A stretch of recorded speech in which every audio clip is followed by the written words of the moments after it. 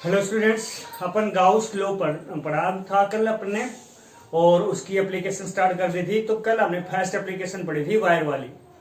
तो आज जो एप्लीकेशन पढ़ेंगे वो सेकंड नंबर, जिसका नाम होगा इलेक्ट्रिक फील्ड इंटेंसिटी निकालिए किसके कारण, due to uniformly charge plane sheet के कारण। तो यहां पे आज हमारे पास टॉपिक का नाम हो गया है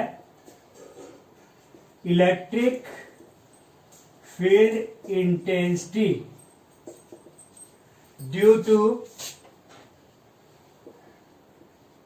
यूनिफॉर्मली चार्ज प्लेन शीट है। प्लेन शीट है यहाँ पे, प्लेन या शीट यहाँ पे कंडक्टर भी हो सकती है और इंसुलेटर भी या नॉन कंडक्टर भी हो सकती है। तो अपन पहले यहाँ पे ले लेते हैं non conductor plane sheet. Uniformly charge plane non conductor sheet, ठीक है कि नहीं है। तो यहां पे आज अपना टॉपिक रहेगा कि इलेक्ट्रिक फील्ड इंटेंसिटी निकालिए कोई भी आपके पास नॉन कंडक्टर प्लेन शीट है, उसके uniformly charge non conductor plane sheet है उसके कारण। मतलब किसी अचालक समतल पट्टिका, एक समान आवेशित अचालक समतल पट्टिका के द्वारा विद्युत क्षेत्र तीव्रता ज्ञात कीजिए। किसका यूज करते हुए, गाउस लॉ का। तो देखना यहाँ पे जैसे कल हमने फर्स्ट एप्लीकेशन पढ़ी थी उसी के अकॉर्डिंग यहाँ पर भी हम यहाँ पर दो डायग्राम बनाएंगे। फर्स्ट डायग्राम जो होगा आपका वो किसके लिए होगा, सिर्फ और सिर्फ डायरेक्शन के लिए, और जो दूसरा जो डायग्राम होगा वो किसके लिए, मैग्नीट्यूड के लिए। तो कल जैसे किया था वही पैटर्न हम आज हमारा यहाँ रहेगा। कल मैंने बताया भी था कि आज जो फर्स्ट एप्लीकेशन जिसको आ गई है वो ही नेक्स्ट कर पाएगा। तो देखना यहाँ पे किस प्रकार से कह रहा कि मान लीजिए आपके पास कोई प्लेन शीट ये है और नॉन कंडक्टर है। नॉन कंडक्टर का मतलब क्या होता है, जिसके अंदर भी चार्ज, सरफेस पे तो होता है, जिसके अंदर भी क्या होता है, चार्ज होता है। तो यहां पे मैं जो बाहर सरफेस पे चार्ज है उसको इस प्रकार से शो कर रहा हूं और जो अंदर चार्ज है उसको इस प्रकार से शो कर रहा हूं। जैसे मान लीजिए आपने सरफेस एरिया एस का और कितना चार्ज डिस्ट्रीब्यूट कर दिया आपने, क्यू चार्ज है यूनिफॉर्मली डिस्ट्रीब्यूट कर रखा है। इसके कारण अपन इलेक्ट्रिक फील्ड इंटेंसिटी निकालना चाहेंगे। मान लीजिए किसने कौन से पॉइंट पे, पी पॉइंट पे, जो किससे कितने डिस्टेंस पे, मान लो डी डिस्टेंस पे, ओ पॉइंट से।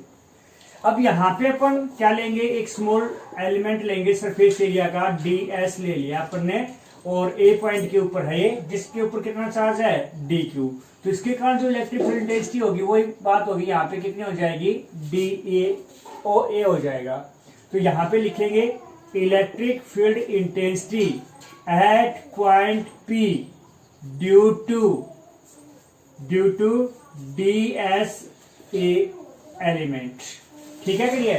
तो क्या आ जाएगा, डी ई ए आ जाएगा। क्या होगा फॉर्मूला, के क्यू अपॉन में आर स्क्वायर। के क्यू की जगह कितना है यहाँ पे, डी क्यू। आर की जगह ये आर ही मान लीजिए यहाँ पे डिस्टेंस है, तो के डी क्यू अपॉन में आर स्क्वायर। अलोंग डायरेक्शन क्या होगी यहाँ पे, ए से पी की ओर, ए टू पी। इसी प्रकार से इक्वेशन नंबर क्या आ गई है, फर्स्ट आ गई है। इसी प्रकार से हमने यहाँ पे बी पॉइंट पे को स्मॉल एलिमेंट मान लीजिए ds, और जिसके ऊपर भी कितना चार्ज होगा यहाँ पे dq, और ये भी कितनी डिस्टेंस के ऊपर है, यहाँ पे r डिस्टेंस पे। तो इसके कारण भी इलेक्ट्रिक फील्ड इंटेंसिटी कितनी होगी, dEb होगी। तो इसी प्रकार से अपन लिख देंगे कि electric field intensity at point P due to DSB। तो क्या आ जाएगा आपके पास, यहाँ पे की बार डी ए की जगह क्या आ जाएगा, DEB आ जाएगा। तो क्या आ जाएगा, के डी क्यू अपॉन में आर स्क्वायर, सेम रहेगी वैल्यू, परंतु डायरेक्शन क्या हो जाएगी यहाँ पे इसकी, बी टू पी हो जाएगी। क्या हो जाएगी यहाँ पे, B to P. Equation number क्या आ गया आपके पास, सेकंड आ गई। अब अपन यहाँ पे कह सकते हैं कि by equation first and second क्या आ जाएगा, DEA है और DEB दोनों का मैग्नीट्यूड क्या यहाँ पे सेम है। इक्वेशन नंबर क्या आ गया आपके पास, थर्ड आ गई है। उसी प्रकार से कल जो किया था उसी प्रकार से देखिए, ये एंगल थीटा का है, ये एंगल भी थीटा, तो ये दोनों एंगल भी कितने के हो गए हैं, थीटा के। अब आपको पता है डी ए हो चाहे डी ई बी हो, दोनों वेक्टर क्वांटिटी, और वेक्टर क्वांटिटी किसी लाइन के साथ एंगल बनाती है तो कितने कंपोनेंट्स में, दो कंपोनेंट्स में डिवाइड हो जाती हैं। नंबर एक कोस में, दूसरा किसमें, साइन में। जिस लाइन के साथ एंगल बनता है उधर कौन सा कंपोनेंट आता है, कोस थीटा का, और उसके परपेंडिकुलर साइन थीटा का। सेम टू सेम प्रोसेस चल रहा है जैसे कल चला था वैसे उसी प्रकार से। इसी प्रकार से डी बी यहां पर क्या आ जाएगा, D E B cos theta, और नीचे की तरफ क्या आ जाएगा, D E B sine theta. ये आ गया आपके पास, ये डायग्राम बन गया है। अब हम यहां पे क्या लिखेंगे, equation third, DEA sin theta and DB sin theta have equal magnitude and opposite direction, so they cancel out each other। मतलब समीकरण 3 के अनुसार DA sin theta और DB sin theta का परिमाण समान है और दिशा क्या है, विपरीत है, इसलिए एक दूसरे को क्या कर देंगे, निरस्त कर देंगे। So electric field intensity at point P only due to DA cos theta and DB cos theta component. That direction is perpendicular to the surface area of a plane sheet।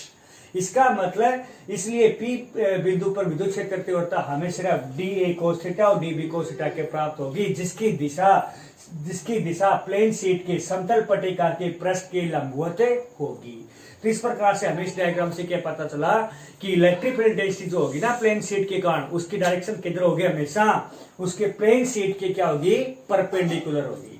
तो यहाँ पे इस डायग्राम से हमें क्या पता चल गया है, डायरेक्शन का पता चल गया है। तो आगे देखना इसको, ये आपका हाफ पार्ट हो गया है यहाँ पे, इसका हाफ पार्ट आगे हम अपन करेंगे। तो वो किसके लिए, मैग्नीट्यूड के लिए। आधा यहाँ पे किसके लिए हुआ है, डायरेक्शन के लिए। तो देखना किस प्रकार से।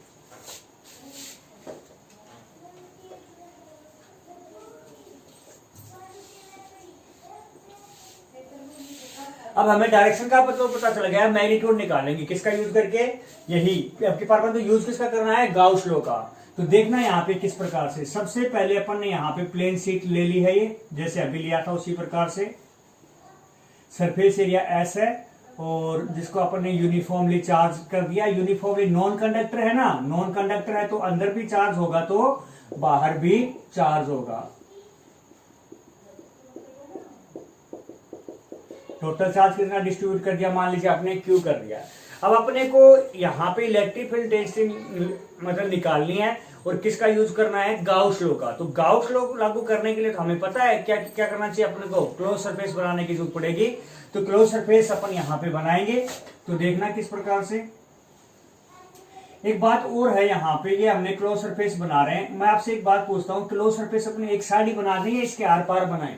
तो आपका आंसर क्या आना चाहिए, इसके आर पार बनाना पड़ेगा, क्योंकि इसके अंदर भी चार्ज है। अगर एक साइड ही बना देंगे तो इलेक्ट्रिक फील्ड इंटेंसिटी सिर्फ एक साइड की आ जाएगी, बार की आ जाएगी, अंदर जो चार्ज है उसकी नहीं आएगी।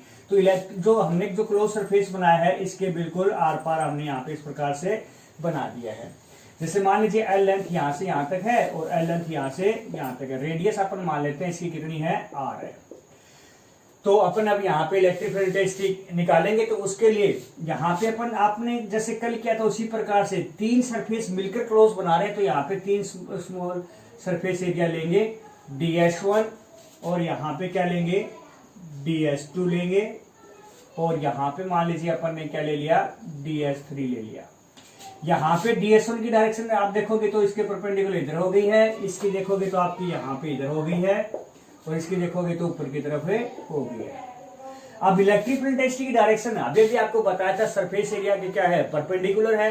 मतलब प्लेन शीट आपकी तिरछे बनाने का इस प्रकार से रखी हुई। यहाँ पे DS1 पे देखो तो यहाँ पे तो कैसे होगी, परपेंडिकुलर ऐसे ही हो सकती है। तो इधर आपकी इलेक्ट्रिक फील्ड इंटेंसिटी डायरेक्शन इधर आ गई आपके पास। तो थीटा की वैल्यू कितनी आ गई, 0। इसी प्रकार से प्लेन शीट तो ऐसे यहाँ पे देखोगे तो परपेंडिकुलर ऐसे ही होगी, क्योंकि पॉजिटिव चार्ज है तो बाहर की तरफ हो। तो यहाँ पर इलेक्ट्रिक फील्ड इंटेंसिटी इधर हो गई है, तो यहाँ पर भी थीटा की वैल्यू कितनी हो गई है, 0। DS3 पे देखोगे तो इलेक्ट्रिक फील्ड इस साइड में थी, तो यहाँ पे इलेक्ट्रिक फील्ड इंटेंसिटी ये हो गई है, तो थीटा की वैल्यू कितनी आ गई, यहाँ पे 90 आ गई है।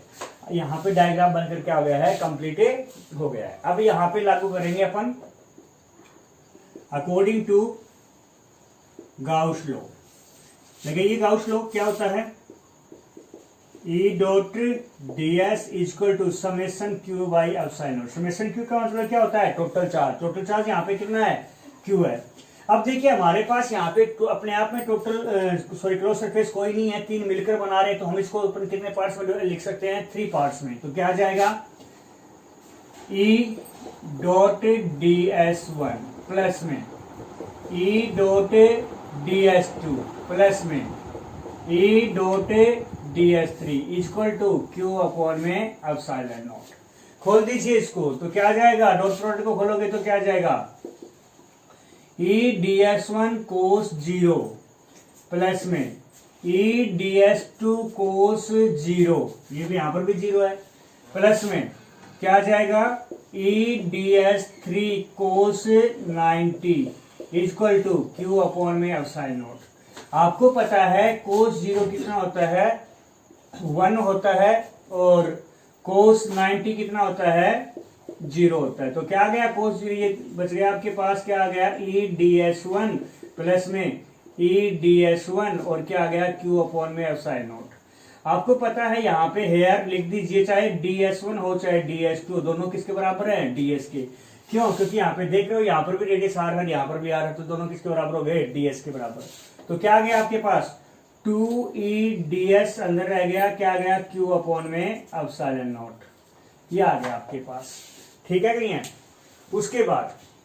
उसके बाद यहाँ पे ds का इंटीग्रेशन करोगे, यहाँ पे करिए 2e, ds का इंटीग्रेशन s मान लेते हैं, तो क्या आ गया, q अपॉन में एप्सिलॉन नॉट। मैं डायग्राम को हटा देता हूं, तो क्या आ जाएगा आपके पास,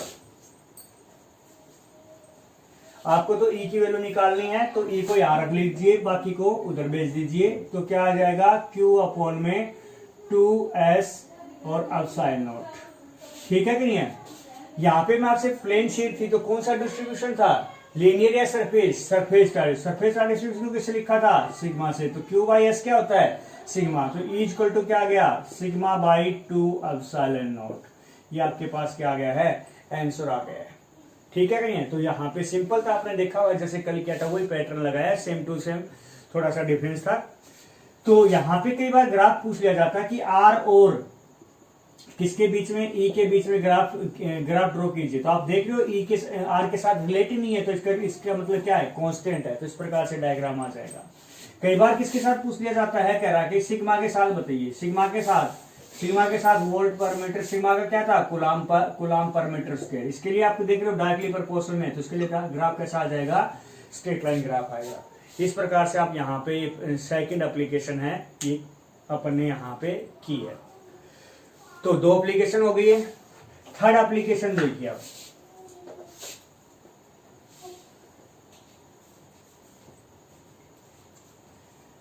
तो थर्ड एप्लीकेशन के अंदर कोई ज्यादा डिफरेंस नहीं है, जिसको सेकंड एप्लीकेशन आ गई है, सेम टू सेम, थोड़ा सा ही डिफरेंस आएगा।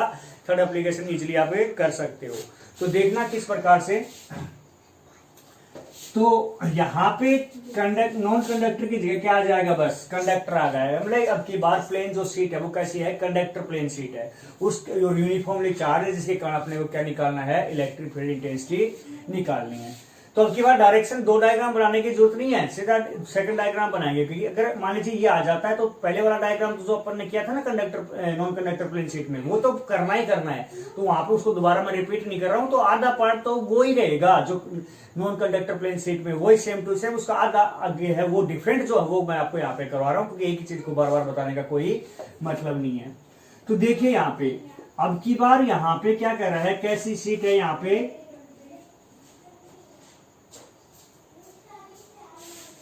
कंडक्टर प्लेन शीट है।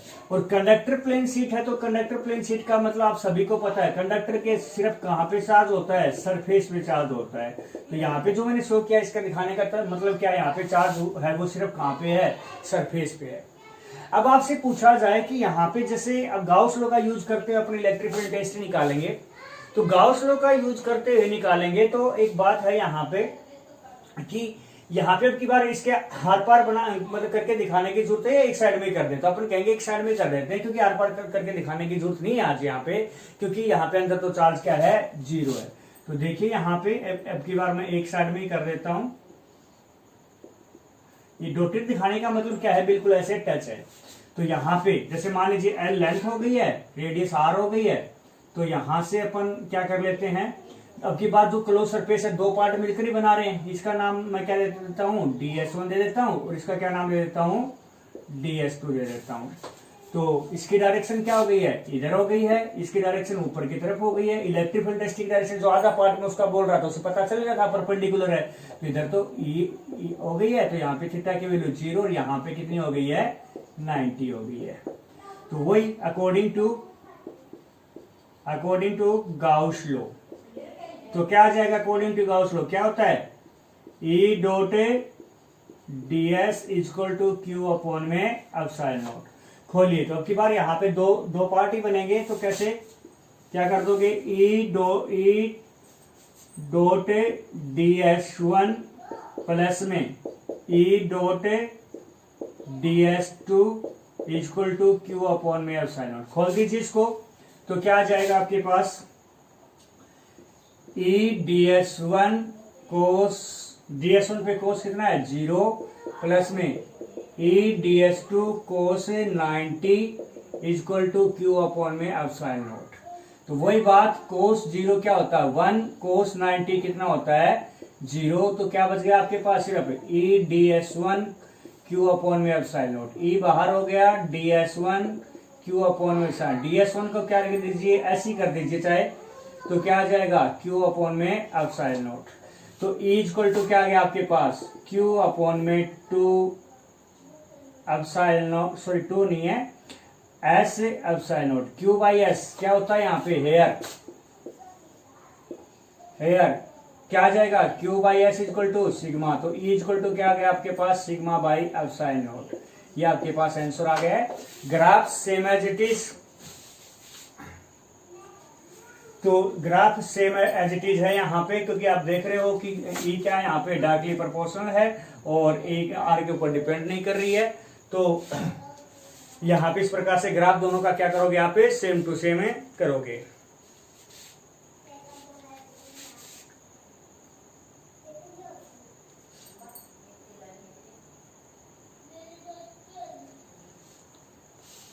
तो देखना आगे दो, तो यहां से इस प्रकार से 3 एप्लीकेशन हो गई हैं यहाँ पे।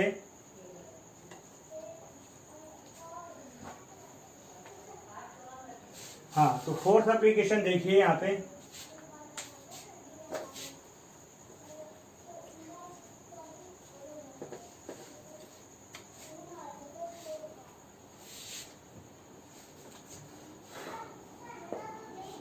अब की बार अपन क्या निकालेंगे इलेक्ट्रिक फील्ड इंटेंसिटी ही निकालेंगे।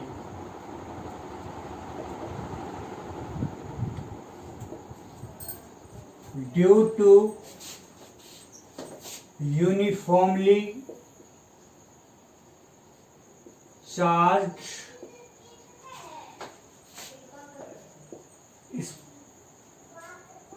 स्फेरिकल शेल,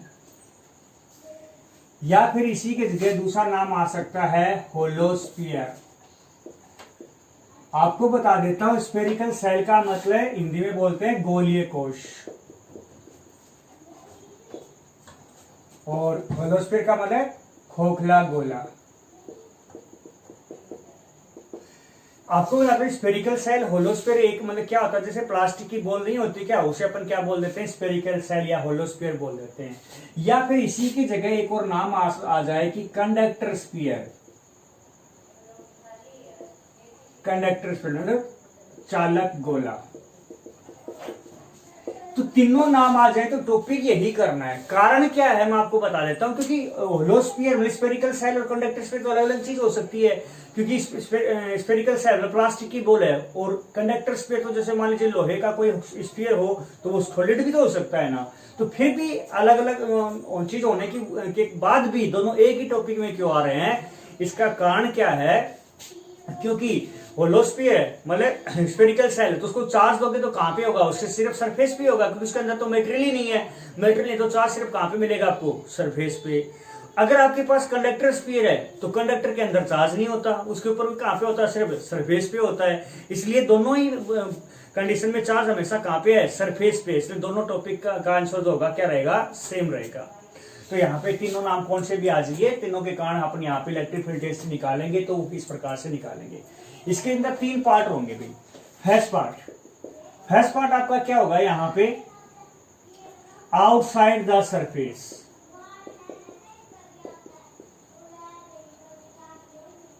मतलब प्रेस से बाहर। कहां से बाहर है, प्रेस से बाहर अपन निकालेंगे। तो सबसे पहले अपन एक स्फेरिकल सेल ले लिया हमने, यहाँ पे मान लीजिए जिसकी रेडियस हमने मान ली है, कितनी मान ली है, आर मान ली है, ठीक है, जिसको हमने यूनिफॉर्मली चार्ज कर दिया है, जिसके सरफेस पे कितना चार्ज है, यहाँ पे क्यू चार्ज है। अब इसके कारण अपन इलेक्ट्रिक फील्ड डेंसिटी निकालेंगे कहां पे, outside the surface. Outside the surface यहाँ पे पी पॉइंट के ऊपर निकाल लेंगे, जो कि इसके सेंटर से कितने डिस्टेंस के ऊपर है, स्मॉल आर डिस्टेंस पे, यहाँ पे मान लेते हैं। यहाँ पे अपन इलेक्ट्रिक फील्ड डेंसिटी निकालेंगे, पर किसका यूज करेंगे, गाउस लॉ को, उसके एप्लीकेशन है। तो यहाँ पे गाउस लॉ का यूज करेंगे तो अपन क्या करेंगे, अपने को एक क्लोज सरफेस क्या करना पड़ेगा, इमेजिन करना पड़ेगा। तो हमने यहाँ पे इस प्रकार से एक क्लोज सरफेस इमेजिन कर लिया, जिसकी रेडियस कितनी है, स्मॉल आर है, ठीक है। अब देखिए यहाँ पे हमने गाउस लॉ लागू करेंगे, तो यहाँ पे एक छोटा सा सरफेस एरिया मान लिया ds, जिसकी डायरेक्शन किधर होगी, ऊपर की तरफ, और पॉजिटिव चार्ज दिया है तो इलेक्ट्रिक फील्ड डेंसिटी डायरेक्शन आपको पता ही है किधर होगी, ऊपर की तरफ हो गई है। तो यहाँ पे थीटा की वैल्यू कितनी आ गई है, 0 आ गई है, ठीक है कि नहीं। अब लागू करिए अकॉर्डिंग टू गाउस लॉ। तो क्या कहता है Gauss law, E dot ds equal to Q upon में एप्सिलॉन नॉट, क्योंकि टोटल चार्ज हमने क्यू दिया है। तो यहाँ पे अपने पास टॉप एक ही क्लोज सरफेस है, तो यहाँ पे पार्ट्स में डिवाइड करने की जरूरत नहीं है, एक ही है। तो यहाँ पे इसको खोल दीजिए, तो क्या आ जाएगा आपके पास, E ds cos 0 equal to Q upon में एप्सिलॉन नॉट। कोस 0 कितना होता है, 1 होता है, तो ई बाहर आ गया, इंटीग्रेशन क्या आ गया, ds आ गया, क्यू अपॉन में एप्सिलॉन नॉट। अब देखिए ds कहां पे है, स्फीयर के सरफेस पे छोटा सा पार्ट है, तो उसका इंटीग्रेशन स्फीयर का टोटल सरफेस एरिया कितना होता है, 4 पाई आर स्क्वायर। तो कितना आ जाएगा, 4 पाई आर, आर कौन सा, स्मॉल आर है कैपिटल, स्मॉल आर, क्योंकि यहाँ पे से अपन निकाले तो स्मॉल आर आएगा। तो small r square equal to Q upon में एप्सिलॉन नॉट।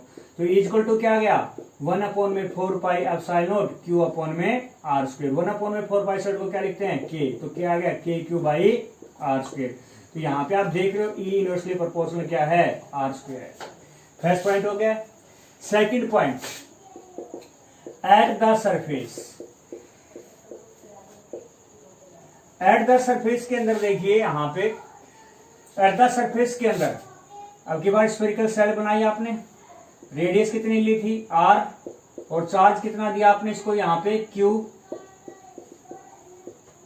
चार्ज दे दिया है। अब के बाद सरफेस पे पी पॉइंट इसके सरफेस पे ले लेंगे, क्योंकि सरफेस पे यहाँ पे ds ले लिया, फिर यहाँ पे इसकी डायरेक्शन किधर हो गई, ऊपर की तरफ, और ए की डायरेक्शन भी ऊपर की तरफ, और थीटा की वैल्यू यहाँ पर भी कितनी आ गई, 0।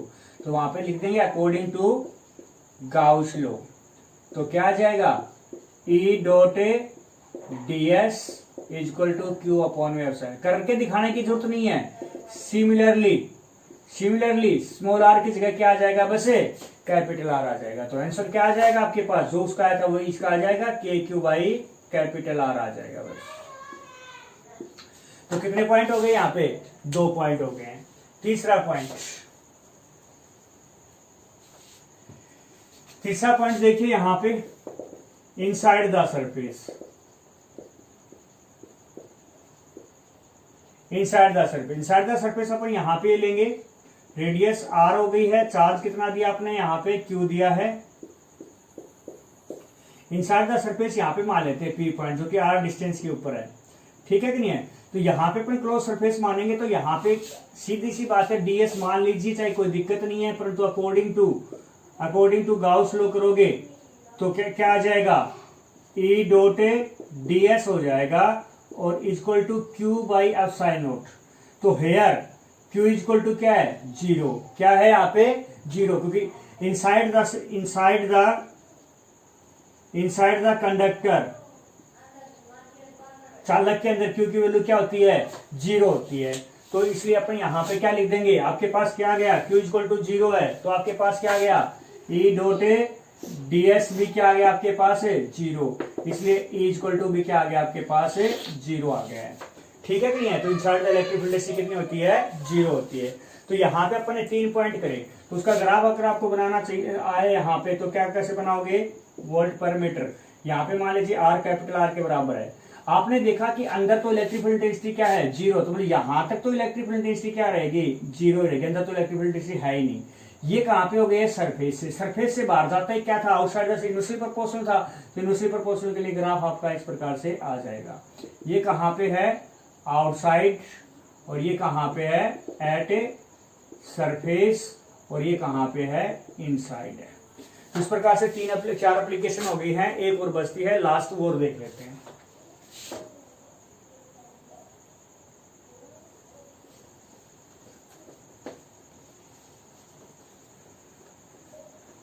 हाँ भाई, लास्ट आपकी प्रॉपर्टी होगी इलेक्ट्रिक फील्ड इंटेंसिटी 5 नंबर, electric field intensity due to uniformly charged non conductor sphere.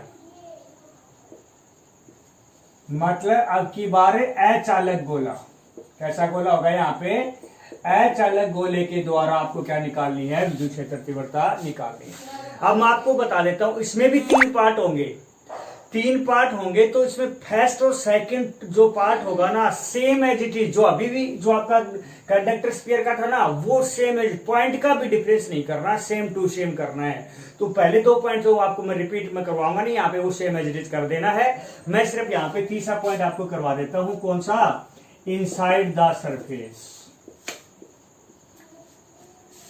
Inside the surface वाला देखिए, कह रहा कि मान लीजिए आपके पास आपने कंडक्टर नॉन कंडक्टर स्फीयर इस प्रकार से लिया है, जिसकी रेडियस कितनी है, r, और आपने एक थोड़ा सा डिफरेंस क्रिएट क्या करना है, थोड़ा डायग्राम में डिफरेंस क्रिएट कर देना भाई, पहले दोनों पॉइंटों में, क्योंकि वहां पे यहाँ पे था, उसके बीच में थोड़ा सा 1-2 पॉइंट और दिखा देना, क्योंकि नॉन कंडक्टर है तो उसके अंदर भी क्या होगा, चार्ज होगा। इस प्रकार से आपने ले लिया है। अब यहाँ पे इनसाइड द सरफेस, यहाँ पे पी पॉइंट ये ले लिया, जो उसकी रेडियस कितनी है, r ही मान लिया आपने, और तो यहाँ पे इलेक्ट्रिक फील्ड इंटेंसिटी निकालोगे गाउस लॉ का यूज करते हुए, तो यहाँ पे आपने क्लोज सरफेस मान लिया है, और यहाँ पे छोटा सा ds मान लिया, और ऊपर की तरफ डायरेक्शन n, और a की भी डायरेक्शन ऊपर की ओर, तो थीटा की वैल्यू 0 आ गई है। ठीक है कि नहीं है। अब वही लागू करेंगे अकॉर्डिंग टू गाउस लॉ, क्योंकि पहले वाले में तो इनसाइड इलेक्ट्रिक फील्ड इंटेंसिटी 0 आ गई, क्यू की वैल्यू 0 होगी, इसमें क्यू की वैल्यू 0 थोड़ी ना है। तो यहाँ पे अकॉर्डिंग टू गाउस लॉ क्या आ जाएगा, E dot ds equal to क्या था, Q बाई एप्सिलॉन। देखो Q चार्ज तो आपने टोटल को दिया है, तो परंतु आपको तो यहाँ भी ये वाला स्फीयर तो काम आ रहा था, तो ये वाली जो जगह बच गई है, इस पर बाहर बच गई, इसमें भी तो कुछ चार्ज है ना, तो इसके अंदर जो आपका जो स्फीयर है, इसके ऊपर चार्ज क्यों नहीं रहेगा, थोड़ा सा कम हो जाएगा, क्योंकि बाकी चार्ज बाहर भी तो रह गया ना। तो यहाँ पे मैं मान लेता हूँ Q डैश रह गया, अपॉन में क्या गया, 4 पाई एप्सिलॉन। खोल दीजिए इसको, तो क्या आ जाएगा आपके पास, E ds cos 0 equal to Q dash upon में एप्सिलॉन नॉट, E बाहर हो गया है, ds और Q डैश अपॉन में एप्सिलॉन नॉट। ds का इंटीग्रेशन देखिए, ds यहाँ पे आपकी बार, जिसकी रेडियस कितनी है, r है, या एक काम कर लेते हैं, थोड़ा डिफरेंस करने के लिए अपने यहाँ पे डिस्टेंस को r डैश मान लेते हैं, नहीं तो सेम हो जाएगा आपका। तो क्या आ जाएगा, 4 पाई r स्क्वायर होता था, तो यहाँ पे r किसका क्या है, r डैश, तो क्या आ जाएगा, r डैश का square equal to Q dash upon में एप्सिलॉन नॉट। तो ए इक्वल टू क्या हो गया, 1 अपॉन में 4 pi epsilon not Q dash upon में r डैश स्क्वायर। तो ये क्या आ गया, K Q डैश अपॉन में r डैश स्क्वायर। ये आपके पास आंसर है वैसे तो, परंतु हमें यहाँ पे Q डैश की वैल्यू पुट करनी होगी। अब आपको देखिए, पूरा स्फीयर था, पूरा स्फीयर का सरफेस, पूरे स्फीयर का वॉल्यूम कितना होता है, 4/3 पाई r क्यूब वॉल्यूम। तो charge in 4/3 pi r cube कितना होगा, कितना था आपका Q, और 1 के अंदर कितना होगा, Q by 4/3 pi r cube. परंतु आपका स्क्वायर तो ये वाला ही है ना, यहाँ पे r डैश की बात हो रही है यहाँ पे, तो यहाँ इसका वॉल्यूम कितना होगा, 4/3 पाई r डैश क्यूब। इतने में कितना होगा, आपने Q डैश का नाम दे रखा है, तो उसको क्या कर दोगे, Q अपॉन में 4/3 पाई r क्यूब। इतने में कितना होगा, मल्टीप्लाई कर दो, 4/3 पाई r डैश क्यूब। 4/3 से 5 कट गया, तो Q डैश की वैल्यू क्या आ गई आपके पास, क्या आ गई है, Q r dash cube upon में r क्यूब। अब value of Q dash, equation first दे दीजिए, value of Q dash put in equation first, तो क्या आ जाएगा आपके पास, E इक्वल टू K का K आ गया अपॉन में r dash square 5, Q dash की वैल्यू पुट करो, Q r dash cube upon में आर क्यूब, आर डैश से आर स्क्वायर कट गया तो ई की वैल्यू आपके पास क्या आ गई है, के क्यू आर डैश अपॉन में आर क्यूब, ये आपके पास आंसर आ गया है। अब देखिए यहां पे आपने देखा कि फर्स्ट दो पार्ट तो मैंने आपको सेम ही बताए थे ना, तो फर्स्ट पार्ट में आपका फर्स्ट पार्ट का आंसर क्या था, यहाँ पे के क्यू बाई आर स्क्वायर था, तो यहाँ पे ई इनवर्सली प्रोपोर्शनल आर स्क्वायर था। दूसरे पार्ट का आंसर क्या था, ई इक्वल टू के क्यू बाई आर स्क्वायर था। तो दो पार्ट ये था ना, तो तीसरा पार्ट आपका ये आया है। तो यहाँ पे आप देख रहे हो ई क्या है, यहाँ पे डायरेक्टली प्रोपोर्शनल आर डैश है। तो आपको ग्राफ यहाँ पे बनाना होगा, तो आर और ई के बीच में वोल्ट पर मीटर और यहाँ पे मीटर। तो आप देख रहे हो जब यहाँ पे मान लीजिए आर कैपिटल आर के बराबर है, जब आर से कम होगी तो वैल्यू कहां पे जाती है, इनसाइड द सरफेस में चली जाती है, मतलब कम हो जाएगी ना। तो वहां पे आपका कैसा ग्राफ आ रहा है, स्ट्रेट लाइन ग्राफ आ रहा है।